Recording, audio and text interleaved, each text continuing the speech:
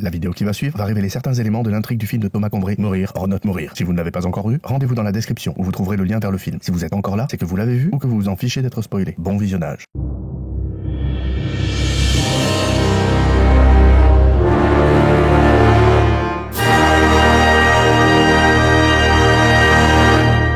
Bonjour, aujourd'hui un épisode un petit peu spécial puisque je vais tuer Thomas Dezer.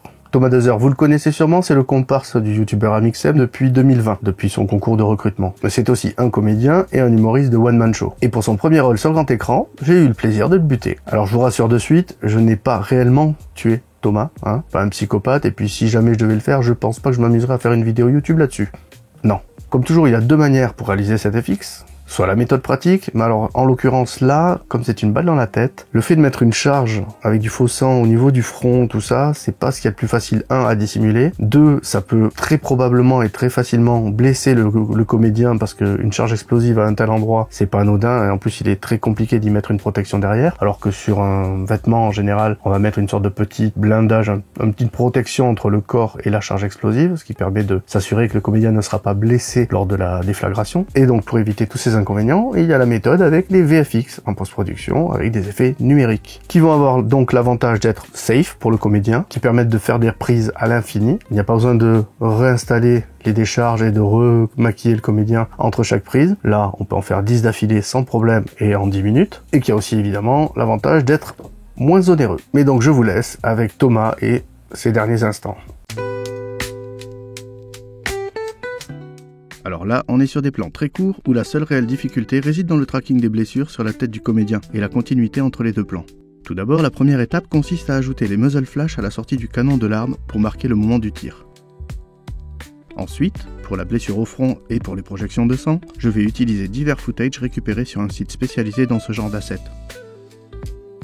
Je traque la blessure correctement pour qu'elle reste collée à la tête de Thomas et je m'assure que les giclées de sang correspondent en vitesse et en intensité avec l'effet recherché.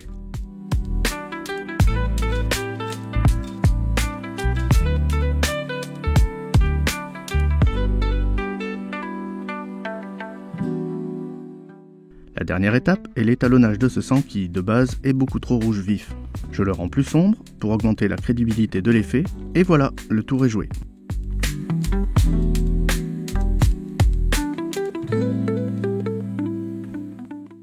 Il ne reste plus qu'à m'assurer que les blessures et les giclées de sang soient positionnées au même endroit sur le front et collent en termes de rythme et de continuité entre les deux plans.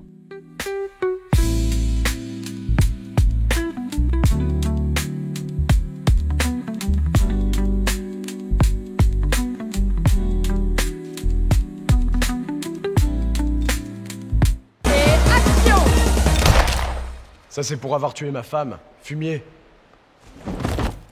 J'ai... Coupé. Voilà qui conclut donc le 10e épisode de ces VFX de Mourir or not mourir. Dans le prochain épisode, on va continuer avec une mise à mort des personnages des films, avec une qui est plutôt rigolote, voilà. Et une des moins sanglantes d'ailleurs. Mais je vous en dis pas plus. Si vous avez aimé cette vidéo, partagez-la autour de vous et donnez votre avis dans les commentaires. Et surtout, pensez à vous abonner à la chaîne, pour ne rien manquer des prochaines vidéos concernant les VFX de Mourir or not mourir. Vous pouvez également vous rendre sur cette playlist pour voir tous les épisodes de cette série qui sont déjà sortis. À bientôt sur Benzcraft.